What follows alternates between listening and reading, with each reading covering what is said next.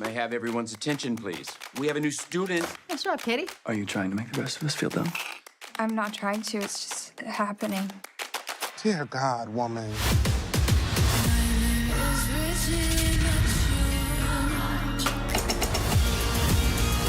Get in, loser. Regina George is a scum-sucking life ruiner. Why is he by our table? I can hear you, by the way. Can you hear me now?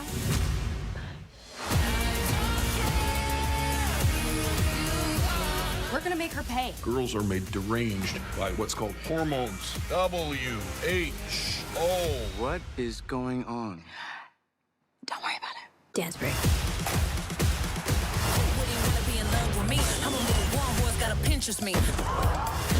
Why is it so tight? I mean, you've had it since the 6th grade. You're probably maturing. It's funny how the mean girl opened all the doors. I've been told y'all I'm the best Regina George. We as women have to support each other. If you need to talk to me about anything, boy troubles, blackheads, or alcohol poisoning, I have been through it all.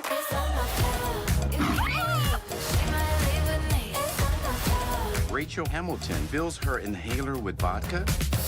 Oh, that's how you use it. Slay, queens. Slay like no one's watching. But everybody's watching. Because you're gorgeous. Haley Freilinger has, what's this? Hairy nips. Good Lord.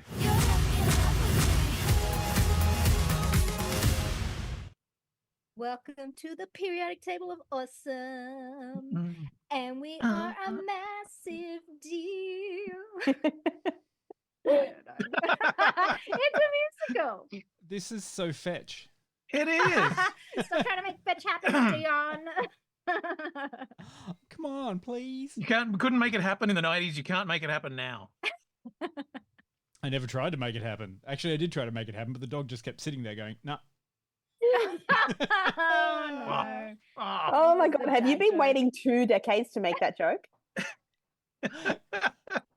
Only 2. How well? Yeah. Anyway, yeah. Hello. Hi. Hey. Thanks, Chili. That's lovely. Welcome. Lovely to be here.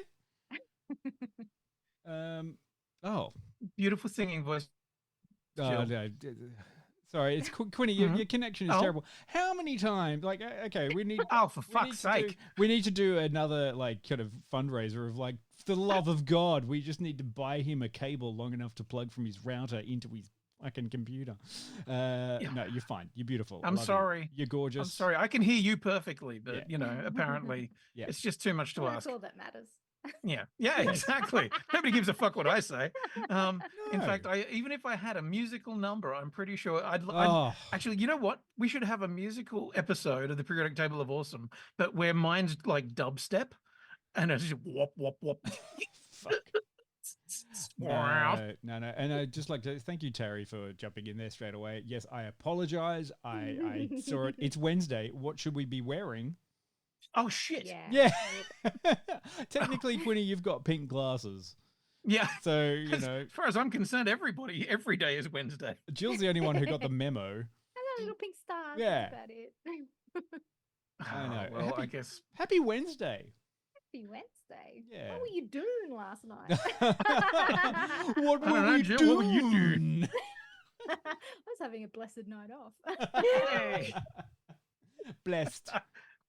Hashtag blessed.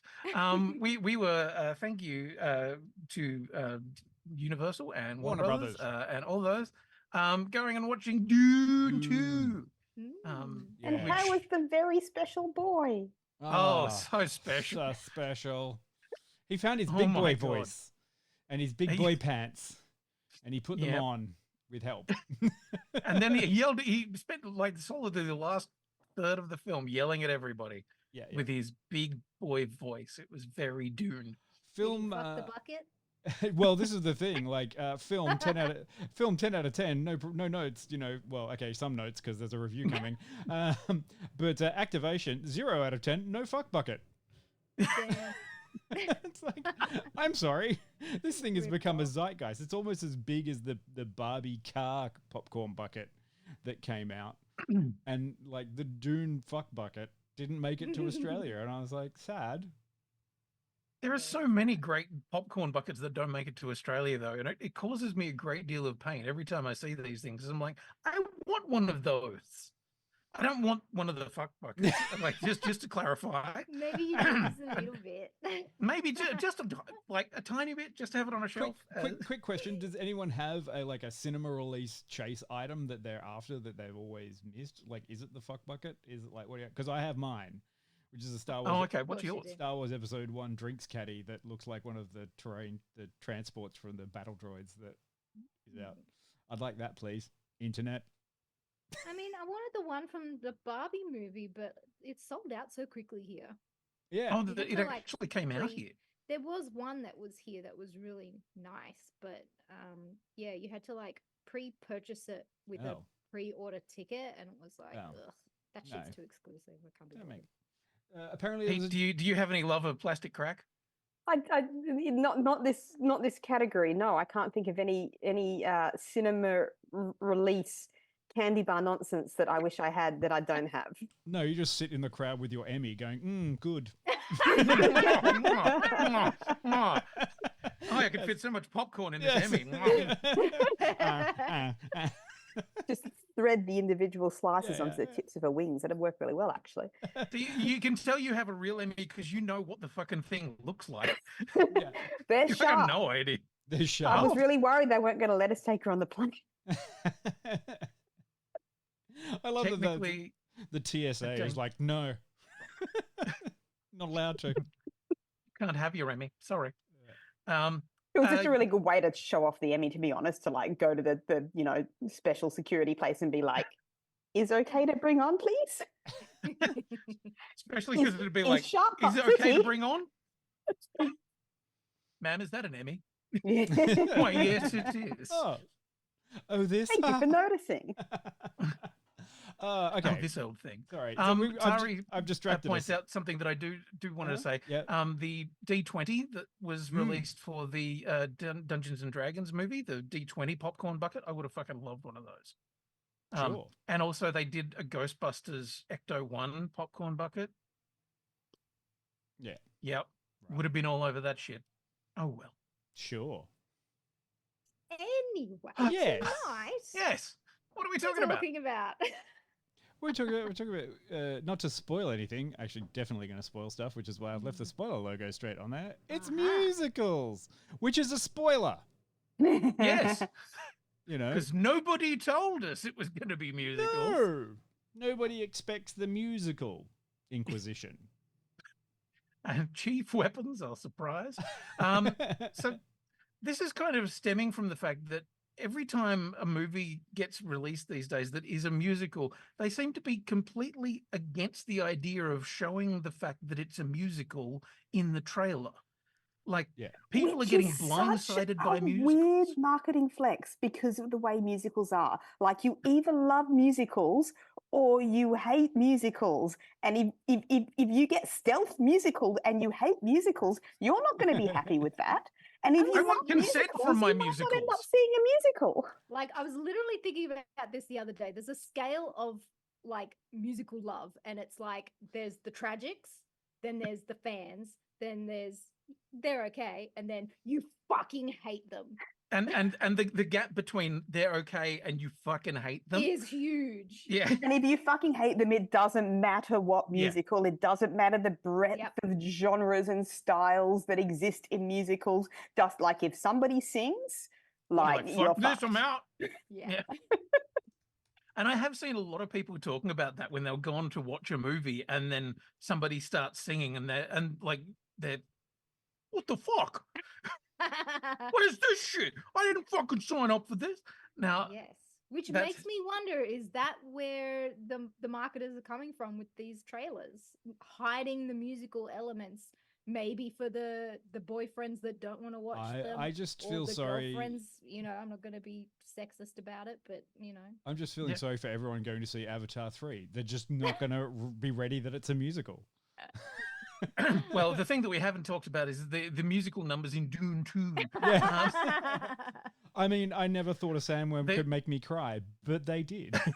I mean, the second title for Dune 2 is Spice World, so yeah. Seeing a sandworm come up and go, spice up your life.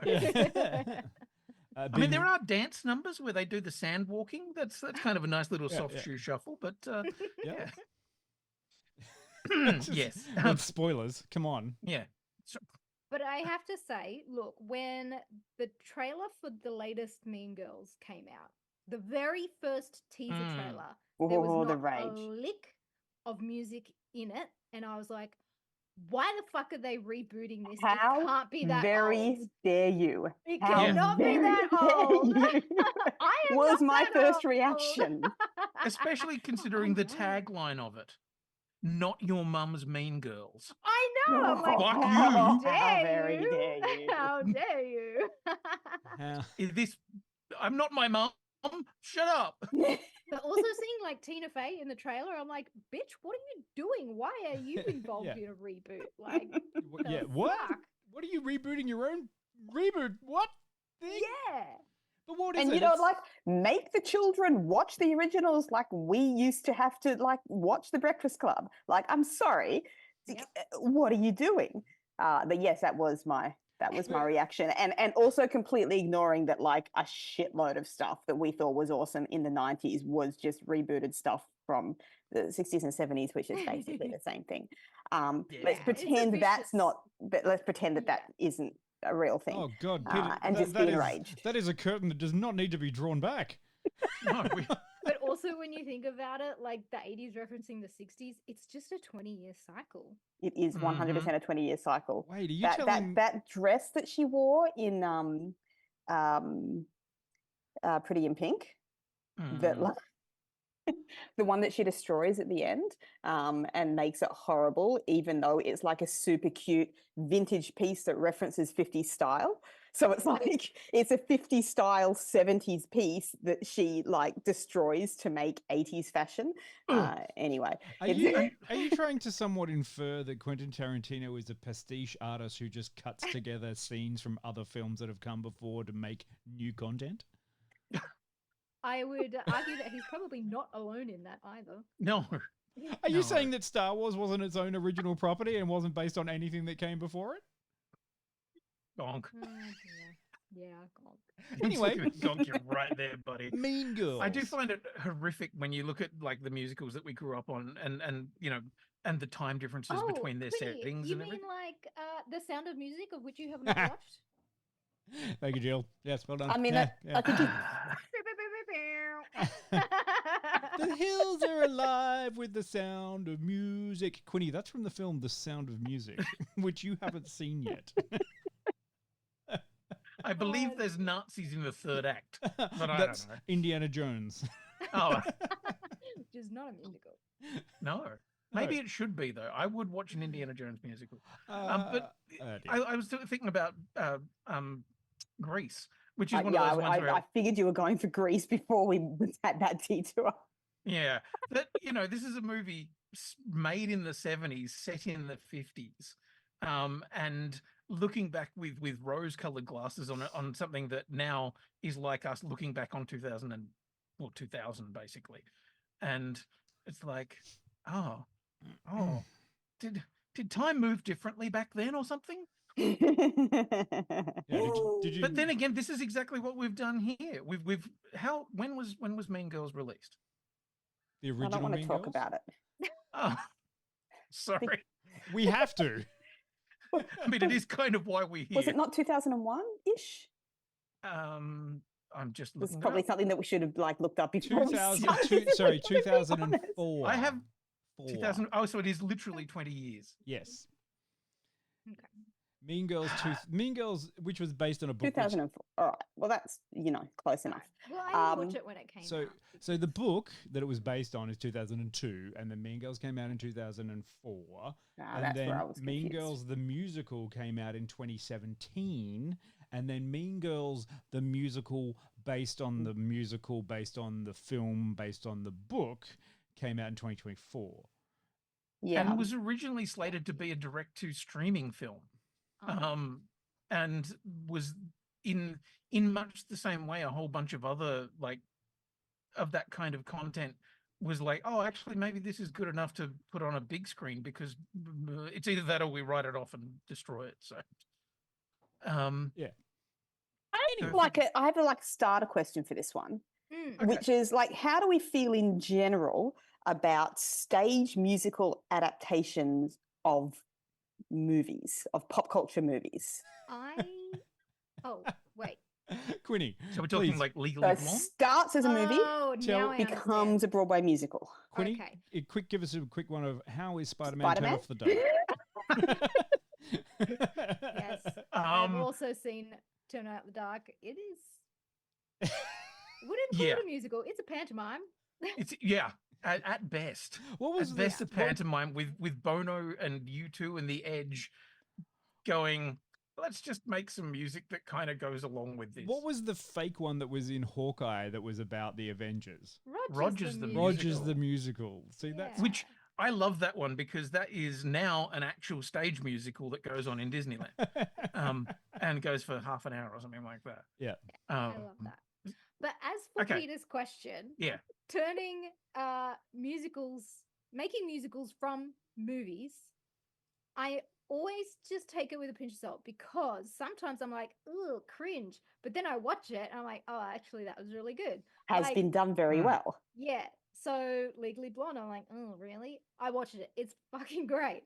Another one I would really love to see is Groundhog Day, which is... Saw it. I'm very keen to see that. It is surprisingly brilliant, and it's coming, and you should definitely see it. I was very kind of like, how are we going to do this? Yeah. And both like, how is this going to translate to modern times? Like some problematic themes, but also, how is this going to musical? Only one question I need to know about Groundhog Day, the musical. Does the groundhog get a solo? if he does, no. I'm in. If Puxatawny Phil comes out and gives us a solo number, I'm like, yes!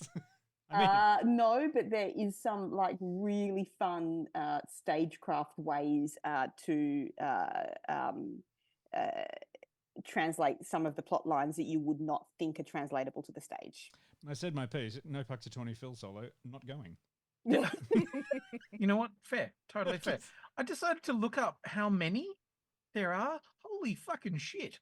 There is so many that I hadn't realized had been so I'll just a quick look down the list. Okay.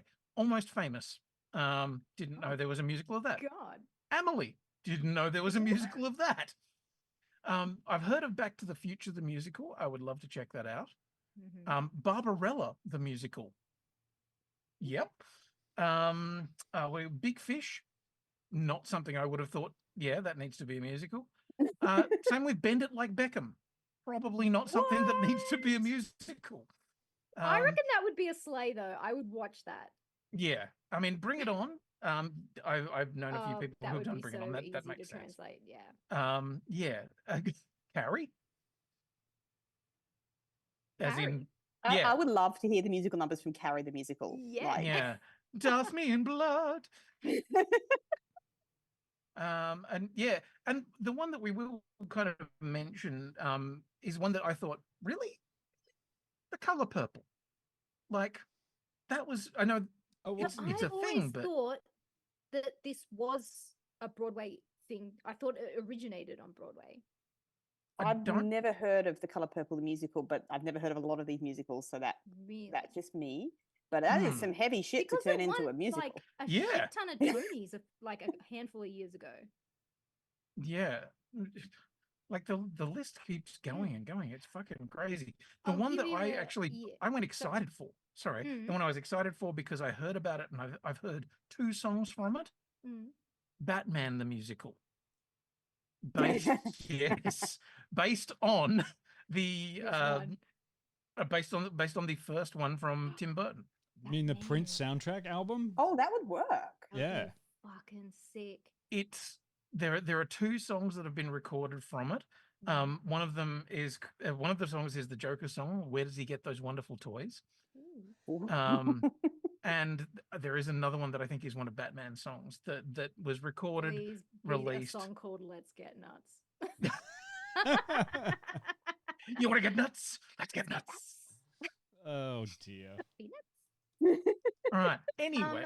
There is, I will give you another little thing. There is another movie that is a musical, based on a musical, based on a movie, based on a book, and that's Matilda.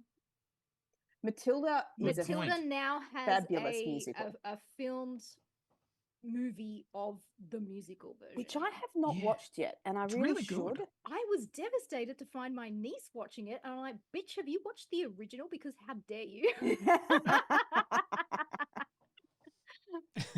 Muriel's Wedding, the musical, was also like surprisingly fun, but obviously, you know, you've got some movies that like lend themselves material-wise to musicals, and the other ones where you just kind of like, what the fuck? And like Mean Girls would have fallen into this category for me. Like, I don't like watch Mean Girls, the original movie, and go, hey, this like really lends itself to a musical style stage treatment content wise.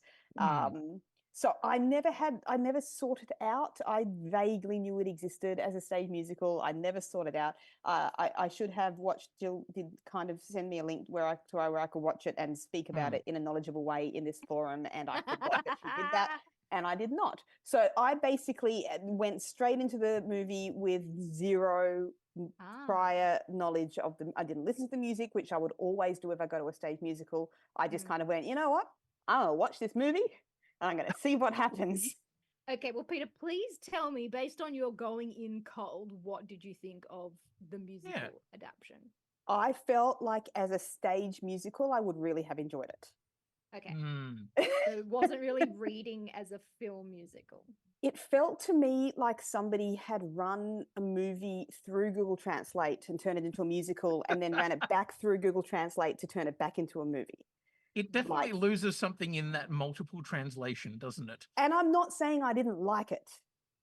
I'm saying that I wonder why it was a movie again when it felt like this would be a perfectly serviceable stage production. Yes.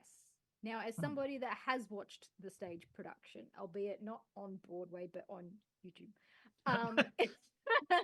What? Not your fault it hasn't come here. The stage version is actually pretty fantastic. And I was like ready for this is going to be garbage.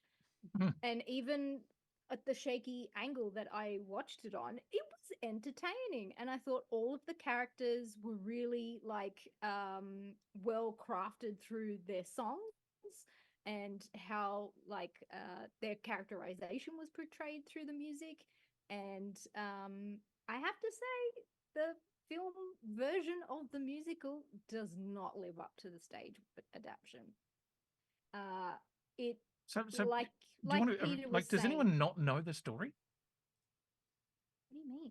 Do we need to synopsize? Do we need to synopsize? Yeah, that's what I'm. No, because I don't have any music. Because there's too much music for all of these synopsises. If you're going to do a synopsize, you have to do it without music. Did you say a cappella? Can you do it in a Valley Girl accent, Quinny? I didn't say a cappella at all. Ready? Okay. New student Katie Heron gets welcomed into the top of the social food chain by an elite group of popular girls called the Plastics. Oh, yeah. Ruled by the conniving queen bee, Regina George. However, when Katie, she makes the major misstep of falling for Regina's boyfriend, her ex, she soon finds herself caught in their crosshairs. There, that's it. Oh, okay. And that's the end. Thank God that file ended very quickly. Caught in the crosshairs. End of song. That's how it is on YouTube. It just gets cut off and goes to the next video. Oh, thank goodness. Oh my goodness. I didn't not like it because I really like musicals. Anyone who doesn't like musicals would have been fairly enraged by this. Yeah, because the songs just seemingly come out of nowhere. It is a full musical. But not in the sense of it's musical. It's just like, here's a movie and now we're singing. Yeah. That to me is not the fun kind of musical. Yeah.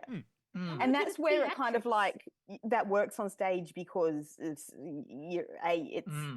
expected stylistically. B, there is stagecraft involved that kind of makes that work, And you that enjoy the translates stagecraft differently of to the screen. Yeah. And Like when you you're know. kind of like, when you're not getting to enjoy that element of it, it does feel a little bit kind of like, oh, why am I watching it in this format? Yeah. It There are a doesn't few bits right suit at this format. It's not right for this format. It's not made for this format. There are a few bits right at the start that I was like, I can feel what this was on stage. Yes, exactly. Like I knew. And it made me sad that I what wasn't the watching it on staging stage. was. Do you mean And I like was like- Regina's song and like maybe Katie's? I'm trying to think which one. But like at the end of her first day at school or something. Do you remember which ones you felt that way about? The Katie's very first song, where it starts off in Africa and she's just kind of singing her feelings. Yeah. That. Because for me, it felt like there was no build up to any of the musical numbers in the movie. They felt very cold open. I didn't feel any kind of atmosphere change. No, ba-boom, tsh, ba-boom, tsh, like we're coming into a song kind of thing. It Yeah. was just like, okay. Oh, shit, she's singing now. Yeah. Here's a close up of Regina. We're not going to reveal her face, but she's going to start singing. It's like, oh.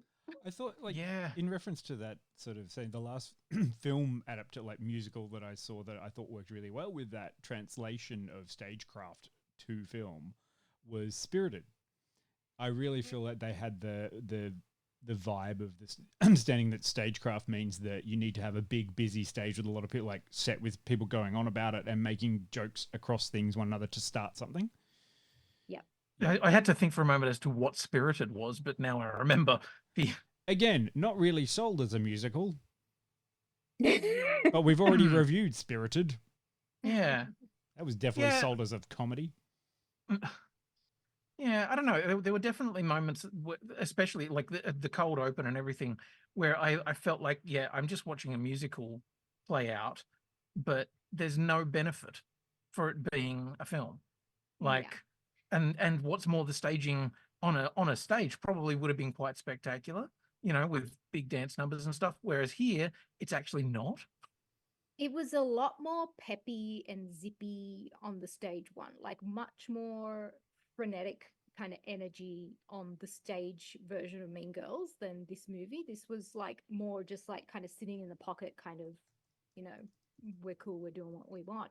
And I feel like the one off note of this film adaptation of the musical for Mean Girls was the casting for Katie. And I'm really sorry, but like, I know she's an actress, but can you get one that can sing? Because they had to rearrange all of Katie's songs for this girl's vocal range because I didn't notice that because I'd never listened to the songs before. Yeah. So I thought her performance was perfectly serviceable because I didn't know the music.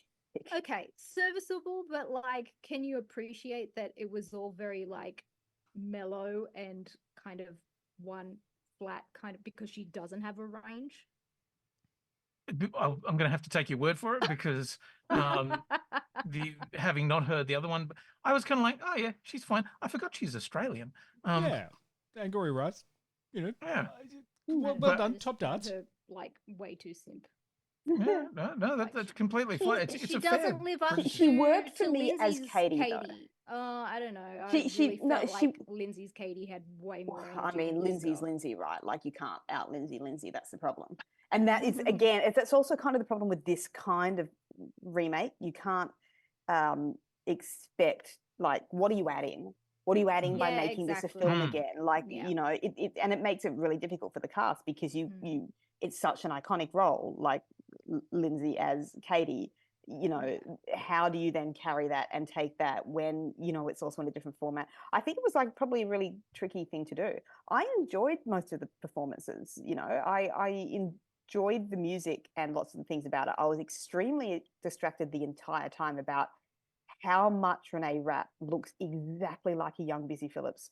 Like, that casting was incredible, but also so distracting because I kept being like, how have they done it? How does she look exactly like Dawson's Creek Busy? What is happening? Oh, I was just distracted by Renee Rapp full stop because like I am 100% in love with her. which is. Yeah. I'm glad you can say that because I'm not allowed. Please. As of like 3 weeks, I'm probably not allowed to say that either. Oh, okay. Well, right. I do get what you're saying with Katie, but like I don't know. I don't think that I had high expectations there either, because I was like, well, obviously they're not like, you can't. I don't know. You can't Sure. add to that role. Yeah, I guess she's bringing her own thing to it, but is it, is there a fresh perspective there? Probably not really. Yeah, but that's the entire film, right? Like, is there? Yeah, and well, I guess exactly. the fresh perspective a little bit is bringing it into a Gen Z perspective. But the problem is they didn't change anything about it except the language that they used. It Like, really why would you surprised still me that- call these girls the plastics? Because that was such a derogative thing about having plastic surgery, like in the early 2000s. It really These days, surprised fucking me that- everybody's got a fucking Brazilian butt lift, like, Yeah. or had buckle fat They what? removed. Well, nine-year-olds are getting face cream. Like, what the fuck? I know. Yeah. It surprised me how closely it tracked to the original plot, because there are some things that just don't work now. Like the fat shaming element of giving Regina the protein bars or whatever they were and that kind of thing. I kind of expected that some of those plot points may have been updated so that they worked better generationally, but yeah, I it didn't really felt buy it carbon either, copy. because Renee has such a normal body type. Exactly. Anyway. So it's like, yeah. But this is the problem. That she's getting fat because, and that's such a terrible thing. The problem of trying to adapt something, because the stage, like doing a stage show, a stage musical of a movie, is kind of timeless in a way, because when you adapt it, you say, "Hey, we're referencing this thing," and it's of its time, if they had so leaned you in can and do the made stage show in everybody, Greece, like, which is if about the they 50s or the 70s or whatever. yeah, I mean, if they had said it in the early 2000s, like it originally was, It becomes a filmed in, period piece. Exactly. Yeah, and then you can forgive these small things, but like updating one part and not the rest, just it doesn't work. Didn't quite gel quite right. And how But I would say if you like musicals, still watch how it. are we going with our basic tenet of this? Is like, how do we all find the fact that nobody told me it was a musical? So were you pleasantly surprised, or are you more like, this should have been a remake?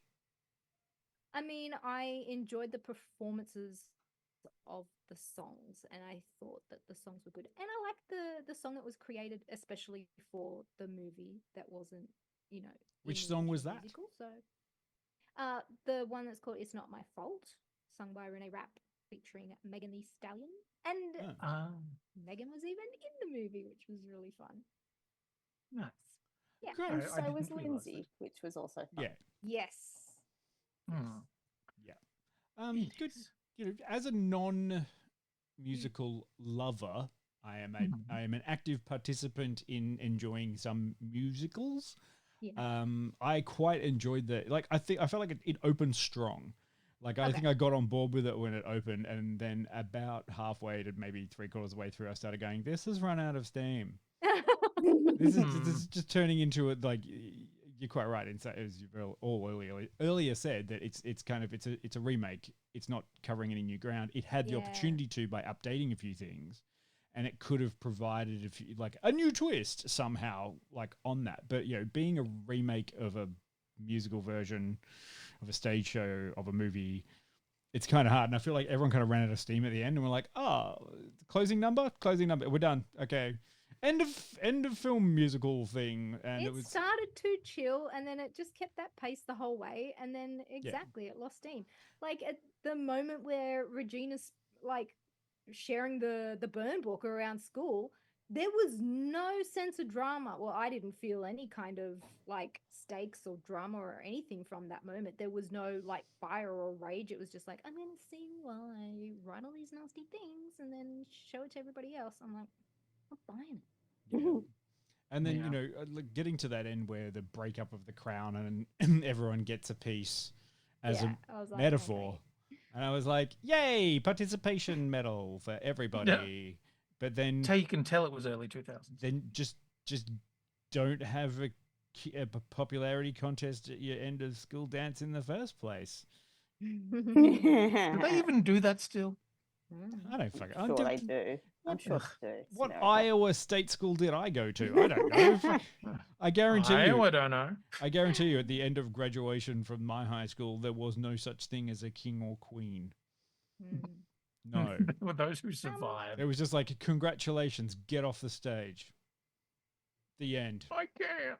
We haven't really discussed the formatting of this podcast, but are we rating these, or are we just giving like a yay and nay? We give that out. I think it's should people watch it? You know. Yeah. Well, can you If you recommend like it? musicals, sure. If you you're like a fan musicals, of sure, Mean but- Girls, should you watch it? No, if you're a fan of Mean Girls, just watch Mean Girls. Yeah. Just watch Mean Girls. And then, seek out the stage production if you're, But I didn't have a terrible time. Like, if you're interested in musicals, go for it. I might just write a little tip in the chat on how people can find Broadway musicals without having to go to Broadway. Yeah. So if anyone's interested, I think it's Peta Kangaroo pointed out. There's a Mean Girls 2. So is there going to be a Mean Girls 2 the musical? I didn't even know there was a Mean Girls too. So Yes. And then there's Mean Girls Tokyo Drift. Mithreen Girls. Oh. 4 mean. Mean Girls 4. 2 mean 2 girls. No. Oh. 1 cup. Yeah. I was waiting for it. And then just eventually mean.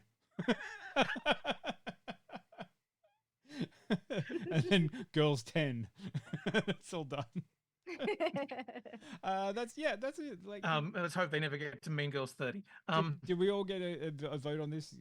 Jill's a bit like, yeah. I'm like middling on it. I mean, if you're gonna watch a musical version, probably try and seek out the stage one. Sure. Yeah. I'm just gonna say, agreed. I ran out of puff with it, so I'm gonna be like, you can skip it. Just go watch Mean Girls. Then watch a musical of it, which has got good reviews. Yeah.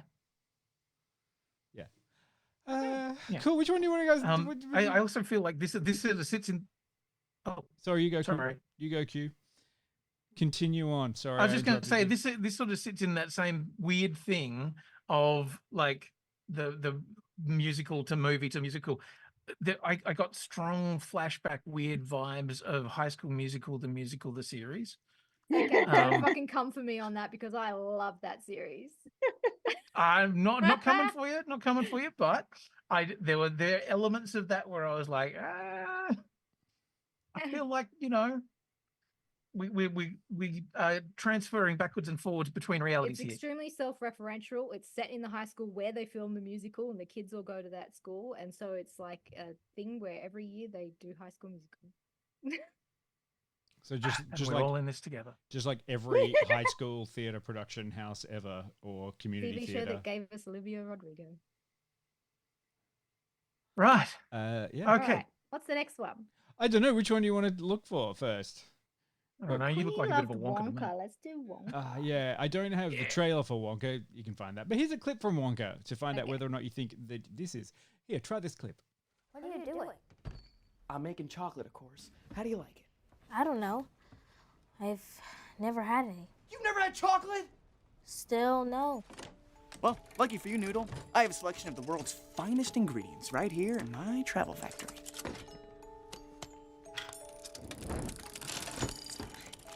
Whoa. Where to begin? That's the question. I know. Silver linings, made of condensed thunderclouds and liquid sunlight. Did you always want to make chocolate? No. Back when I was your age, I wanted to be a magician. Here, try one.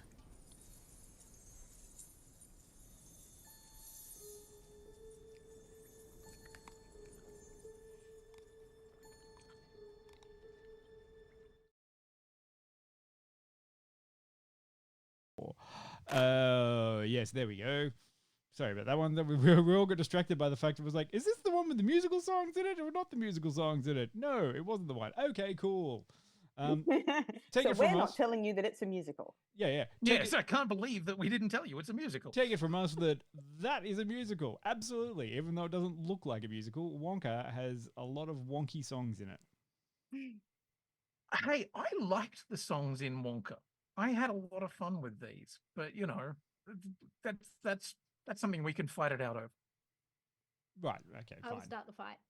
Okay. Bring it. I believe that this Wonka relied too heavily on Gene Wilder's Wonka for its charisma, for its riz, as the kids say these days. Well, stop trying to make Riz happen.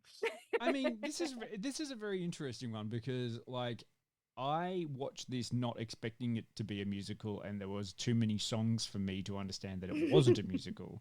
But then I also have seen Willy Wonka, the one with Johnny Depp in it, and that is not a musical, and that one has a lot more things to answer for.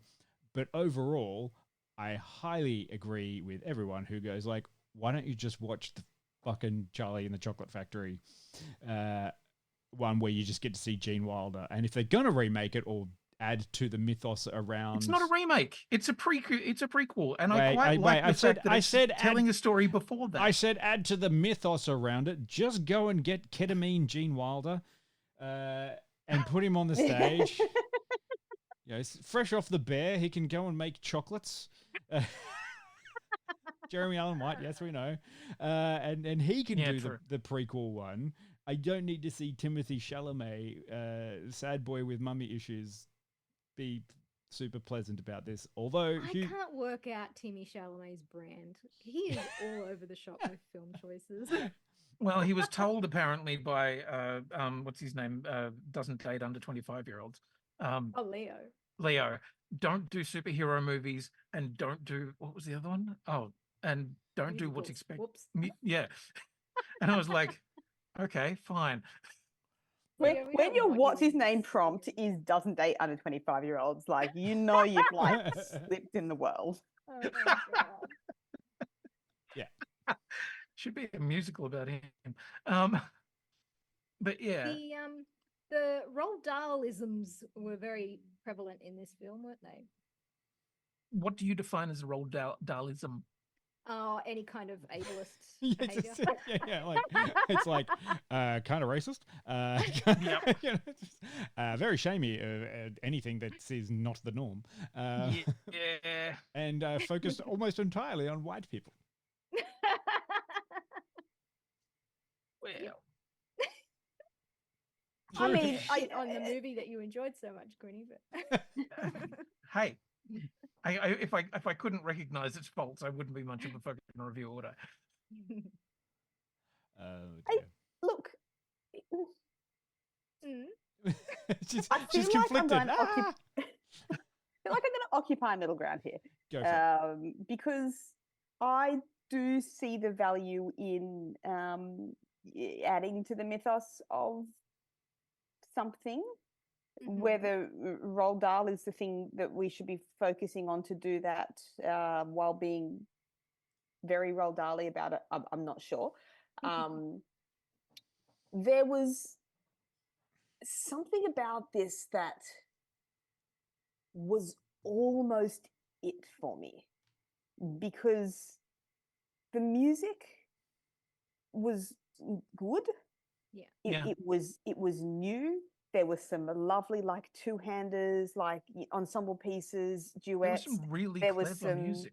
Beautiful film musical treatment that felt film musical and not, I could just be watching a stage show of some of these musical numbers. There was, it was beautifully done in most respects. It was a different plot, a different take. I didn't feel like I could just be watching Charlie and the Chocolate Factory because it was a completely different story. But with all of that, there was something missing. It's kind of like they forgot to add the soul before they brought it alive. And it just, because it had all of the bits that should have made it magical, and yet beneath the surface, there wasn't magic. Beneath the surface, for me, it felt soulless. Yeah, it's like the sociopath of movie musicals. There was just something not quite right about it. Yeah, I am so attuned with exactly what you're saying, Peter, because I did think, oh, this is very charming, and Timmy has the Riz, and I'm gonna keep saying Riz now. But yeah, Changing the name of this show. Timmy got the Riz. Periodic table of Riz. Yeah, there was just something that was just didn't quite make it all the way for me. I'm like, why aren't I on board with this 100%? And I don't think it was necessarily just Timmy. Like, yeah, there was certainly a surface levelness to that, you know, could never meet the Gene Wilder treatment of the character, even like an early treatment of that character that should kind of start to have some of that element coming into it. It didn't achieve that. But to me, it's not a Timothy Chalamet problem. The problem is bigger. And what I who did enjoy it, and for the same reasons you did, Pete, I thought the music was very clever. I thought some of the musical numbers were really well thought out. And I thought it had an interesting new story, very much exactly what you said. I think the thing that I found missing, because whilst I enjoyed it, I am not without criticism of it. And what I think it's missing, if you're going to reference and lean heavily on the Wilder version, then you need to have the edge of Wilder. You need to have that bit of crazy. His Wonka You need to was have so the enigmatic. possible danger. Yes, he was unhinged, but like in a really put together kind of way. Like, it was all behind the eyes. And I think Timmy was just like, oh, he's so charming. He's very cute. He's like doing all the right things. But the best part about Willy Wonka from the Charlie and the Chocolate Factory film was that Wonka was weird. And you're like, this guy's a bit dangerous. He's a bit kooky. We don't fully know his story. They kind of like lost the magic with this because they explained so much of his like backstory. Like, oh, he came from a loving mother, and you know, it was a single parent family, but like, you know, then she got fridged. They had, you know, so much love and all of this stuff. I'm like, but that doesn't explain this psychopath that was murdering children in his chocolate factory. And again, I don't think that lack of danger is just a Timothy problem, because you know it's in the script. What the character that Charlie and the Chocolate Factory has, and why it was all of our nightmare fuel as children, was that yes, it's for children and it's a musical, but you know the soul behind that is a dangerous one. But the rowers keep on rowing and they show no signs of slowing, and they're certainly going to keep going. The nightmares, like people, like little children getting stuck in things and exploding like balloons, and that like happened in my young head. It wasn't, again, it's not just Timothy. Nothing about this plot had that element of danger. There was no true element of that kind of even like the three chocolatiers that kind of get together to try and destroy Willy Wonka, they weren't scary. I mean, fun characterizations are well played, but just, you know, it was deeper. It was deeper than any of the individual elements. All of the individual elements were very well done. And so they even had a great musical number, and that I really enjoyed. I agree that like the question of race is a problem. The dullness of it, the one that even as I was watching it the first time, I was like, oh Jesus, this fat suit is unnecessary. Which is why if we were giving it numbers, it would be getting a very low one from me, because you know that I'd subtract points for fat phobia, and particularly fat phobic comedy, and this would lose a lot of points. A lot of points. Yeah, like why would you make it have to be the Keegan-Michael Key character? There was no point to it, though. There was zero point to that being anything to do with the plot. It wasn't funny. It was supposed to be funny, but why was it funny? Yeah, What's funny about that, guys? Yeah. Do tell. You know, you could very easily have kept the song about paying him in chocolate and not have the fact that, you know, he was eating a lot of chocolate. Do that at all. Unnecessary entirely. And becoming, also, comically fat in like an unreasonable amount of time. Like it was stupid and it didn't work and it wasn't funny. And it pretty much destroys the chance of me ever recommending the movie to anyone. Yeah. As I was watching it, I thought, oh God, Peter's going to hate this. How you feeling about your Wonka boy now, Quinny? Hey, look, there is. I will defend it I will defend it from the perspective of it being a really good musical. Like the music in it is beautiful, and I've really enjoyed a lot of the numbers. I think the reference to Pure Imagination goes quite beautifully at the end. And I thought that I actually found myself quite amused by the Oompa Loompa song. Yeah, I didn't hate the Oompa Loompas actually. Like, Yeah. even after seeing the trailer, and I was like, oh God, There was only one Oompa. Yeah. But, Yes. I kind of enjoyed that they made Lofty. this like very definitely a different kind of like species kind of thing, not just a short-statured person. I like that there was lore around the Oompa Loompas, that they come from like this other dimension and they're very from definitely Loompa only Land. like a foot tall, Yeah. And I mean, all of that was originally in the books as well. Like, They just decided to use little people for. They did. And I mean, that was one of the weird things about the 2005 one, where they were like, okay, well, all the Oompa Loompas are one guy. It's all Deep Roy. And they'll do musical numbers, but they're going to be creepy and not fun. You're like, cool, good choices. I love how successfully I seem to have wiped like most Johnny Depp movies from my mind now, because I have no memory of that, and I did see it. Do you remember he was in a movie called The Lone Ranger, which was mainly about Tonto. I do remember that. Yeah. Why would actual you bring that up? Cannibal Army Hammer in? Oh, leave my Army alone. I will single-handedly bring Army back into the fold. The one thing I will say about if you this cut off your is, hand. Wonka as a film is still not as shit as the Wonka experience that has been doing the rounds on Twitter in the last couple of days. What is that? It's amazing. A company sold an experience of, a Willy Wonka experience, that they sold it all with AI art. And then people showed up to a shitty fucking like warehouse with Piss Week World level quality of stuff. And there is a picture of a woman dressed as an Oompa Loompa serving cocktails that is the most depressing fucking thing you have seen on the internet. Sexy Oompa Loompa? I'm not sure whether she's meant to be sexy, but Because I'm thinking like Spirit Halloween, like sexy Oompa Loompa kind of vibes. Yeah. I live for that chaos. Yeah, it's giving strong DashCon vibes. DashCon, I was just about to say.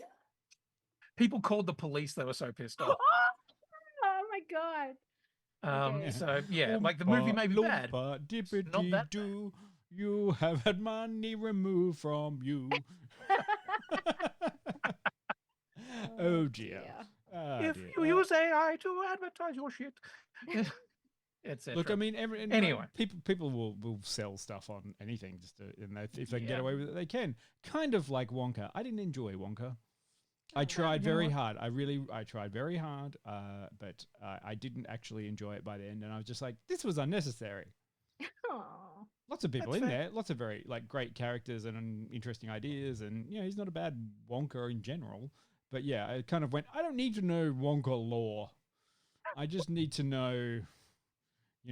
I need to see. I want to see a bit more of the crazy. I want it to be a little bit less fake. How did that world where it was It's all very soundstage. it was, yeah. And that fake city, which is a cross between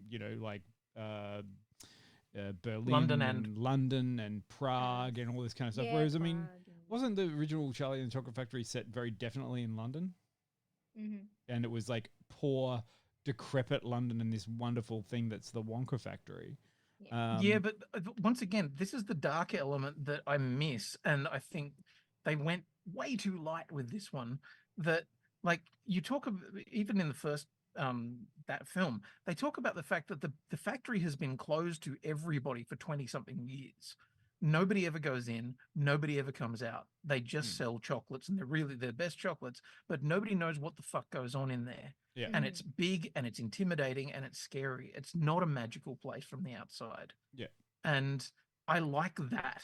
And I think you're right, Jill. That's the thing that's missing is that element of danger and that element of, like, they try and keep it in with the scrub it and Oh Lots or yeah, whatever they are. yeah, Olivia Colman's character. And you can't. Just love it. It needs to be in him. Like, he's got to be dangerous. Look, I mean, if you try to add the edge to the musical, you just end up with Spider-Man Turn Off the Dark. We've been through here.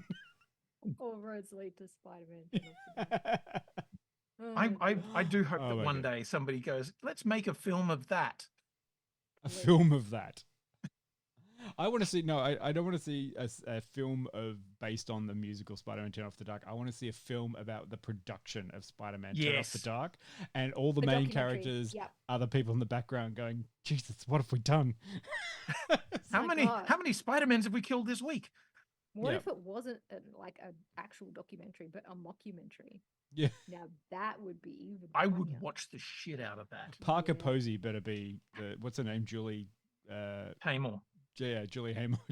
Parker Posey playing Julie Haymore, Taymor, sorry, as as that. I'm like, yes, sold. I want to see it, 100%. Should we go to another one? Like, can you recommend it? I think everyone. I thought it was all right. My mum's pretty much gonna watch it.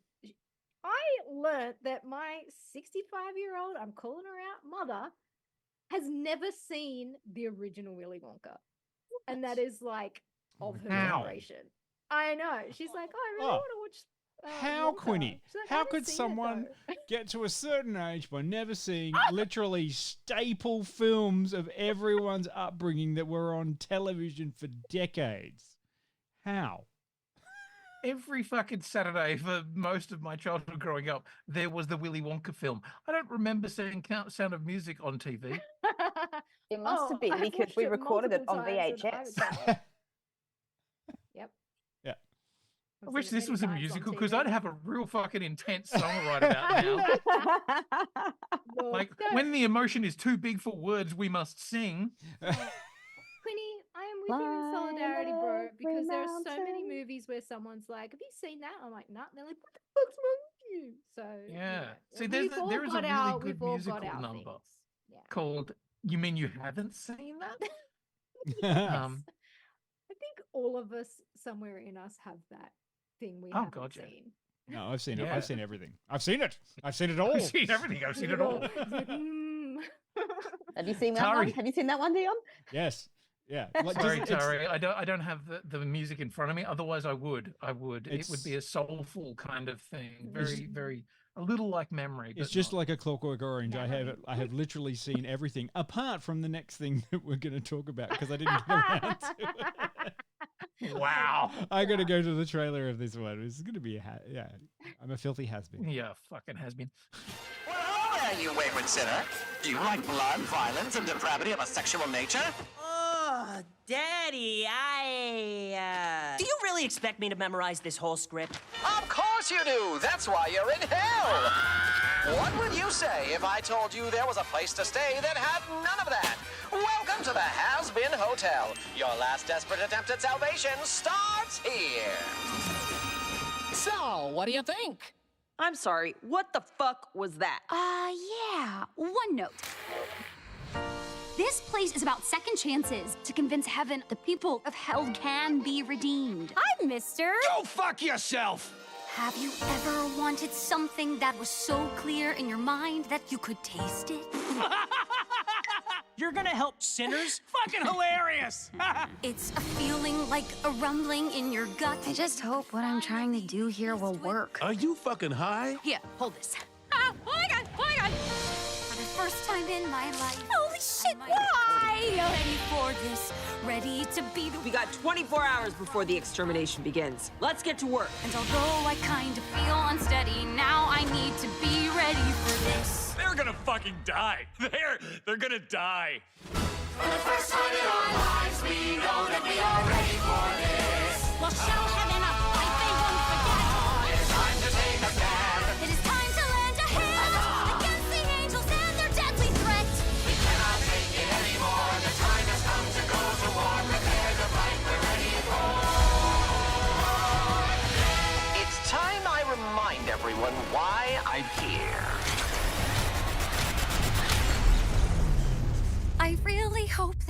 ready for this. I'm a bad. Oh. Okay, so didn't know anything about it. Tell me. Sell me on it. Okay. Quinny, give us a synopsis, please. Okay. This series. Hang on. No, demon. More Give us demon. your old-timey Aleister Crowley. Alastor. Yeah. I don't know. I need a shittier microphone for this.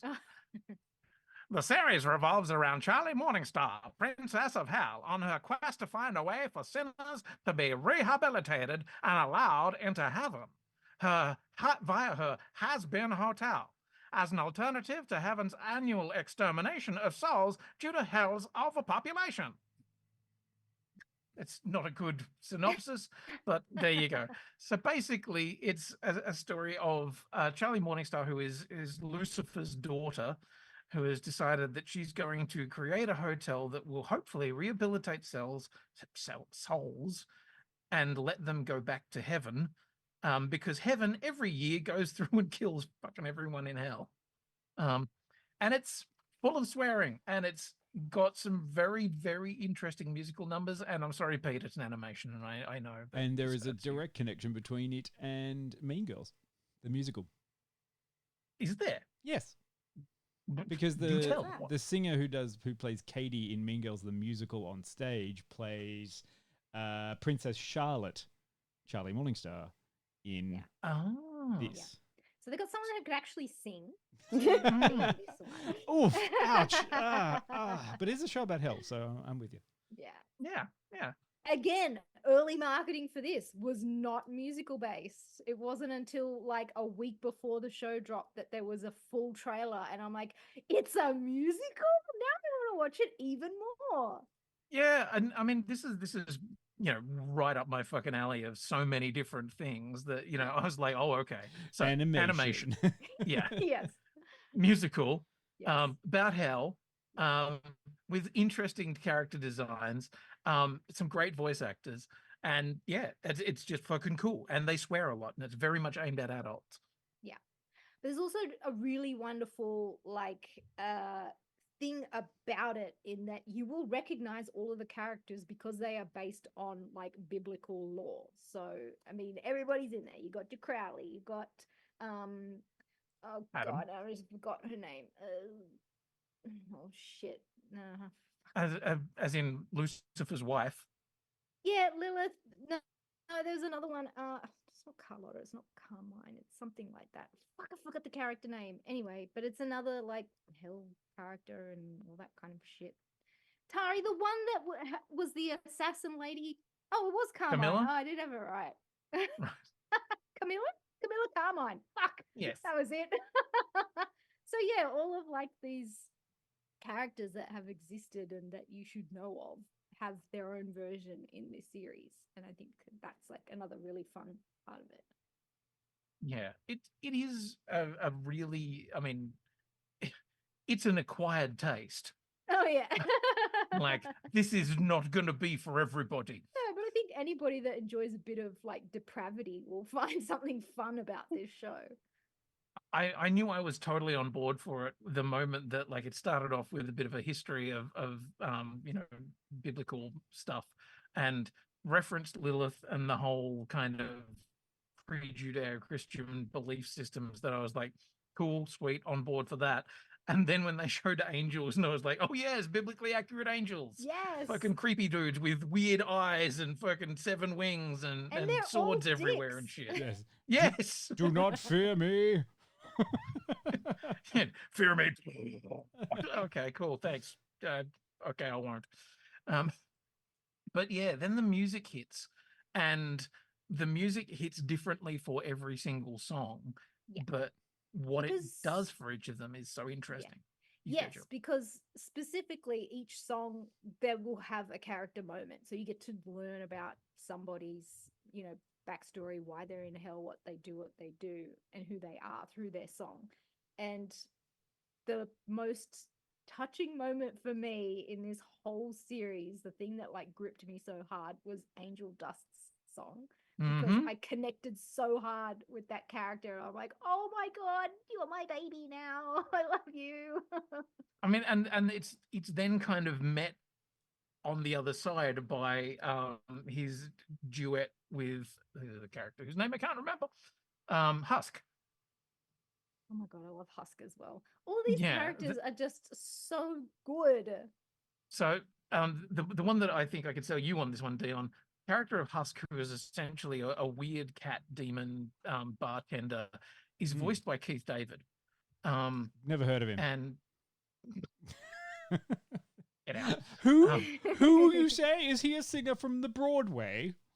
No, he is Goliath. Yes, I know who Keith David is. Good. Okay, He is from They Live, but not also Goliath. the best part about, I mean, I will say that I'm not sure that Keith David's that great a singer. Because No. I heard some pretty fucking serious auto-tune going on in that number. But he's also just Keith David. He doesn't have to fucking be a great singer. He's Keith David. Exactly. Yeah. Yeah. Like it's serviceable. Yes, Terry, it's he fine. does the job. Yeah.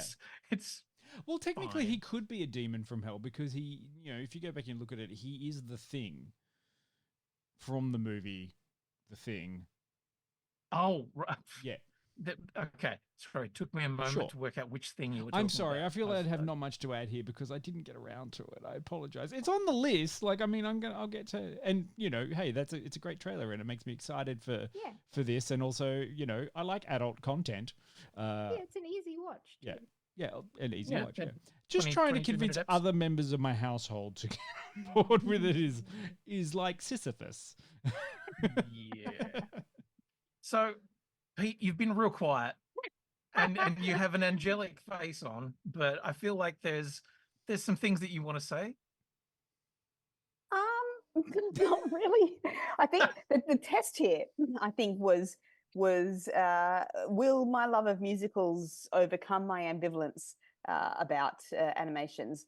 And God, it makes it sound like I hate cartoons. I don't. My brain doesn't accept them the way that it accepts other things, and I find it hard to connect and focus on them, except in some cases where my brain will kind of latch onto it and like it, and it's hard to say. A prolific Disney movie watcher? No. Oh. You. No, that's Beck. I think that's a whole different person. Yeah. No, I know, but I just assumed that you watched. I mean, I Disney have ones. seen most of them, but I don't rush out to watch them. I kind of just see them eventually, usually when there are children involved that need to watch something. And I'm like, oh, I haven't seen that one yet. This is not really something you could watch with children, though, right? Not generally. And, there are some because I love the music so much. For example, Enchanted, not Enchanted. Frozen? Although, sure. Nope. Encanto is what I was going for. Yes, Also Frozen. I really like the music in Frozen, but like Encanto I watch again and again because I love the music so much. Or something like Lower Decks, like I just have so much fun that like my brain surpasses the fact that it is an animation and actually allows me to focus on it and become more interested. So there are exceptions to the rule, and sometimes usually it's other elements, like if I'm really connecting to the comedy, if I'm really connecting to like the broader world, like with Lower Decks, I kind of love that it is Star Trek. And it is connected to this broader world, and I love the comedy, and that all connects. So the question here was, is the musical element going to allow my brain to latch onto this thing? And the answer is, I watched a few episodes, and I didn't. I liked them. A few. And then I just kind of didn't go back to it, which indicates to me that it didn't work. I like the music. I've got attempting nothing it. bad to say about it. The music was lots of fun. good, yeah. Like the fucking swearing was amazing. Loved the debauchery. Really liked the concept. Not as into the mythology element either as you guys are, in terms of like I'm not like super into the Not fact that even it's as a biblically accurate supernatural angels. girl. I know, but like there's no. It's Dean and Sam. It's going to be hard for my brain to accept it. So it is like the music is excellent. It's great, but it didn't do the thing for my brain that it needs to do for me to have watched the entire thing. Sorry. I mean, it also does have the thing that like the songs are really, really good, but they also change style.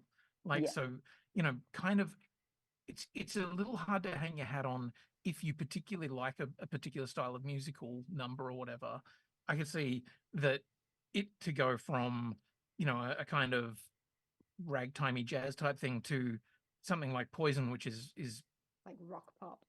yeah, it's you know, kind of rock pop, and then some of them are way more kind of ballady and almost country, and then others are real kind of grungy and yeah, like there is so much in there that kind of if you don't get on board for it, I could imagine that it could feel like I don't know where I'm going with this, but every time a song came through, I was like, oh yeah. No, I love varying musical styles and this kind of thing. That's probably something that I enjoyed about it more than anything. And possibly, as Tari suggested in the chat, like if I probably just chucked the soundtrack on and it didn't be like I have to sit down and watch this, you know, animated show now, then, you know, I probably would connect to the music enough to then go back to the animation maybe. My very favorite musical soundtrack to listen to at the moment is Hadestown, which weirdly thematically is kind of on point for this, but you know that kind of blend of like, you know, gospel tones and soul tones and the mythology and all of that in the Hadestown soundtrack like is currently my favorite like musical thing to listen to. So you would think that this would actually kind of gel quite well with that area of my brain. Yeah, okay. I mean, it was always going to be a something that appeals to some and not to others, because like, it doesn't like. I love that there's this sort of subgenre of animation out there that is super auteur driven, and is kind of like going, I'm going to do shit that I really appeals to me, and I almost don't give a fuck if it appeals to anyone else.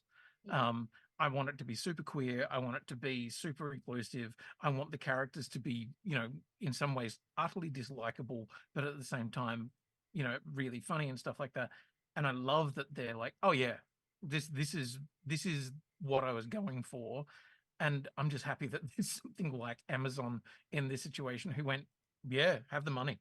But you know what? There was so much hard work involved in getting something like this on like a streaming service, because apparently this existed as a concept on YouTube for years and like never got off the ground. So I mean, there's something to be said like, for and it's not bizarre just niche cartoons as well. It's not just Amazon that's involved with the production of this. Is like 2 animation houses and A24 are also involved in this as well. So it's like, sure, like they may have a bit of money behind it, but but I'd imagine it had to be shopped around for ages.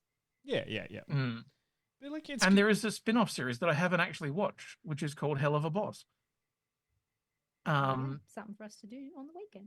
And another thing that I wanted to, so another thing that somebody put me onto for people that like this kind of musical animation stuff, something that hasn't been picked up yet, but is doing the rounds and getting big attention on YouTube, is a series called Lackadaisy.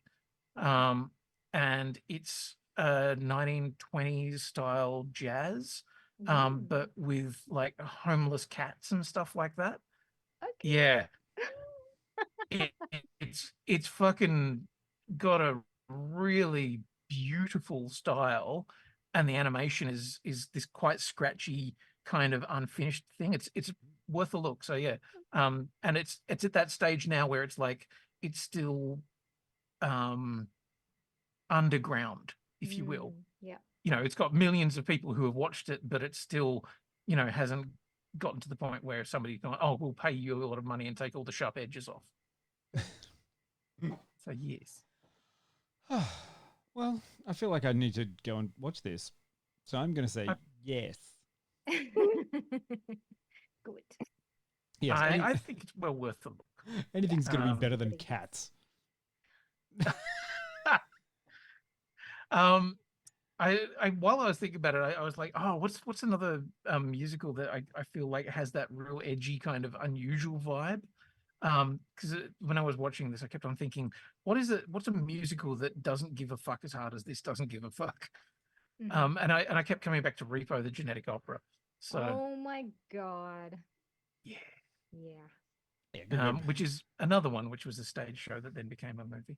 But which one was your first musical that you saw on the film thing that made you get into musicals? Annie.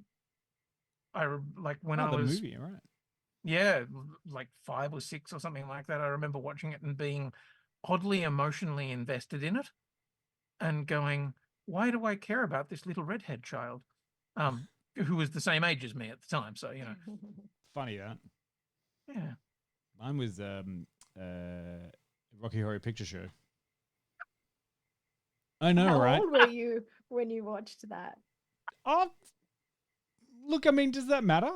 I watched Terminator when I was like 9, and I have no problems at all. But then I watched, I turned out fine. And then I watched Rocky Horror Picture Show. So like, just add all those things together, and it's like, yeah, that's a normal upbringing. And then late night SBS stuff. Which I think I've told you the story about that, the Rocky Horror Show. When I was a kid, I was sick, and whenever I was sick, my mum would say, "Oh, do you want something to watch from the video store?" And one of my favorite musicals was Little Shop of Horrors, which incidentally fits this topic because Little Shop of Horrors was a straight film before it was a musical. So it was a straight film, became a stage play, and then became the musical of the stage play. And yeah, I was like, oh yeah, totally, let me get that. And Mum got Rocky Horror, and I was scarred. I wasn't scarred. I liked it. I thought it was great. I loved it, but at the same time, I'm like, where's my singing plant? And why is that man wearing fish? That just meant you had to, well, we don't, like we haven't got to go through it. Lots of things. Amazing. I liked it. Yeah. It's musical things. Low-key musical. Get people into it. It'll be fine. We can touch on the color purple. Musical? Yeah. We can quickly just talk about the color purple. I don't feel we need to go into that. And I didn't watch the color purple either because that looks like a straight musical. I'm sure it's great. But then isn't it a Steven Spielberg? It, but I really do want to see it because I will love, definitely see that.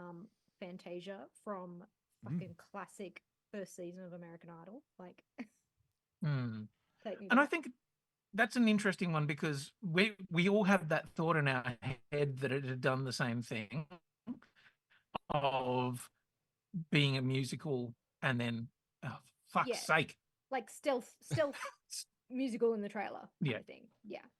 Yeah, but then we looked at the trailers and realized actually there is some singing and dancing in the trailers, and we were just wrong. Quite a lot of singing we hadn't and been dancing paying attention. It was our Berenstain moment. Yes. It wasn't fooling you. You just weren't paying attention. When it was announced, it wasn't announced. And I think I couldn't remember a trailer that didn't have music in it. What do you mean these chicken nuggets aren't vegan? I do remember when it was announced, everyone was like, why are they doing a remake of The Color Purple? Because they didn't say anywhere in any of that stuff that it was a musical. So it's funny when the trailer arrived, everyone was like, oh yeah, okay, it's a yeah, because there was a movie version only like 5 years ago. It's hard for me to discern time because of COVID, but I'm pretty sure there was a pre-COVID one with Oprah in it of The Color Purple. Yeah, but not a musical version. Purple movie had Oprah in it. We're not but that was not just pre-COVID. When was it? That was like that was 1985. Fuck my life. What is going on? You really are having trouble with time. I swear to God, there's a more recent The Color Purple that was not a musical one. I don't think so. There might have been, but if you saw the one with Oprah in it, that was the 1985 one, unless she's also been in a remake.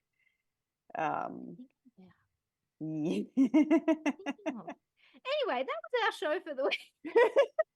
Yeah. Look, there was a Color Purple film in 1985, a Color Purple musical in 2005, and then a Color Purple film of the musical in 2023. Okay, I don't fucking Well, know. this but is I'll Jill's look it up. real Berenstain moment. Okay, so no, yeah. in 2018, Warner Brothers announced they would be releasing a film, and that's pre-COVID. So I think that was the might have thing. been what I was thinking about. Yeah, and I think that's how we all got that idea too, that it was going Right. to So be. maybe I thought that there was one that had come out before this. Hmm. But it's I had the same thing. I'm exactly okay. the same. Okay. So yeah. Well, thanks. So now I don't feel crazy and attacked No. by Peter. You know what you Sorry, will Jill. feel attacked by is Dune. Dune! Next Tuesday. Back to Dune, the regular. where's my car? Dune. Where's my car, dude? Where's my Dude, what's Dune. my say? Yeah. Find out whether What or does not it say? Dune! find out whether or not Timothy Chalamet is the Kwisatz Haderach, or if Is he just a Wonka? Timmy is a Wonka. Timmy's a Wonka. Who's a Austin? We'll find out whether or not Austin Butler is any good as a Harkonnen. I bet the answer's no. Answers may surprise you, Jill. Yes, but I have thoughts of Dune. Yes. Yeah. Look, it's out this weekend. If you enjoyed the first part, I heartily recommend going and watching it, and see it on a big fuck off screen, because it is, for whatever all of the other things it is a big screen film. Yeah. Now we got an IMAX back in Sydney. I am actually tempted to go and watch it again in IMAX. Really? Just for the spectacle of it. You're going to take some caffeine to keep you awake? How 'Cause- long was the movie? 2 hours and 46 minutes. Long. Ooh. It goes long. Mm. How long's a sandworm, Jill? Yeah. Nobody knows. How long's a piece of string? Yeah. Yes. I love the fact, though, that in Dune Part 2, they did milk a worm, if you know what I mean. Yeah, I know, you're both like, what? And I'm like, yeah, the popcorn fuck bucket isn't too far from the truth, to be honest. Let's just, in some ways it's a very loose adaptation, and that, like, I came in, like, Q and I saw it last night, and then we saw each other today briefly, and I was like, I swear to God that there were bits missing from that, and I went back and read the book notes again about like what happens, and I'm like, yeah, all of this was missing, and there are parts of it where the David Lynch version is more accurate, so it's just a little bit of a, but it wasn't a bad time. Goodness. Next Tuesday, Yeah. we'll talk about it more next Tuesday, and release the schedule soon so you can keep up. Yes, indeed. But March, time marches on. Smarch. How's his smarch weather? Well, it's a weird month, isn't it? Don't we have a long February? Yeah, by We've one got one extra day. Tomorrow. Will this month never end? Usually we're done and dusted by now. Oh no, another March. Sorry, February. I'm going to actually, maybe this, I'm going to start to work tomorrow and be like, this is not a day. This is a leap day. Isn't it true, though? You can't get arrested. Isn't that when they have, like, the purge? Yeah, that's it. Isn't the purge, like, all crime is legal tomorrow, right? Yeah. You can't get arrested on the 29th of February. Yeah. And happy... I'm pretty sure that Peter's crime is just going to be having a sleep in.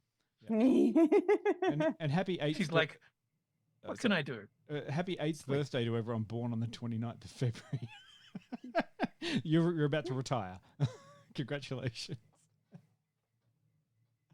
Dear.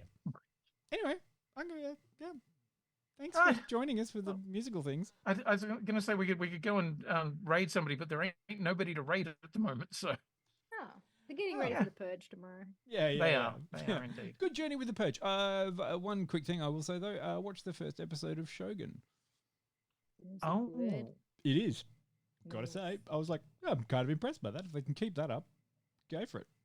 Yeah, I hear good things. Yeah. Get onto that one. There you go. All right. Thanks, everybody. you all later. See you next time. Bye.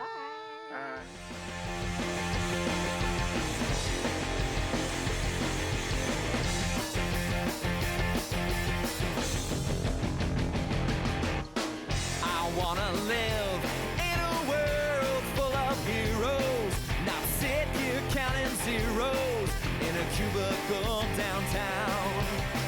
I wanna look out my window, see 'em flying, and swing across the horizon as I cheer 'em on so proud.